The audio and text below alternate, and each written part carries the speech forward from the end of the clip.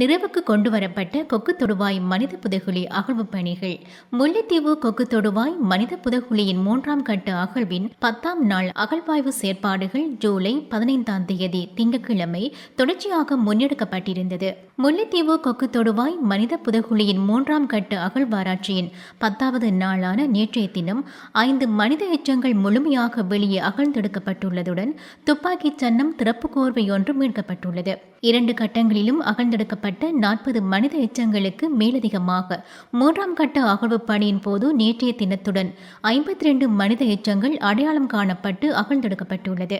முல்லைத்தீவு நீதிமன்ற நீதிபதி தர்மலிங்கம் பிரதீபன் முன்னிலையில் தொல்லியல் பேராசிரியர் ராஜ் சோமதேவ உள்ளிட்ட குழுவினர், முல்லைத்தீவு மாவட்ட சட்ட வைத்திய அதிகாரி வாசுதேவ, தடயவியல் காவல்துறை சட்டத்தரணி வி.கே. நிரஞ்சன், கிராம சேவையாளர் உள்ளிட்ட தரப்பினரின் பங்கு பற்றுதல்களுடன் 10ஆம் நாள் அகழ்வாய்வுகள் இடம்பெற்றிருந்தன.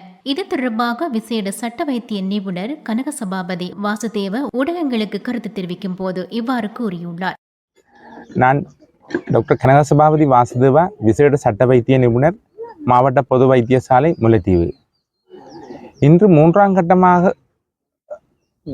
கட்டமாக தொடர்ந்த கொக்கு தொடுவாய் மனித புதைகுழி அகழ்வு பணியானது 10வது நாளாக இன்று நடைபெற்றது.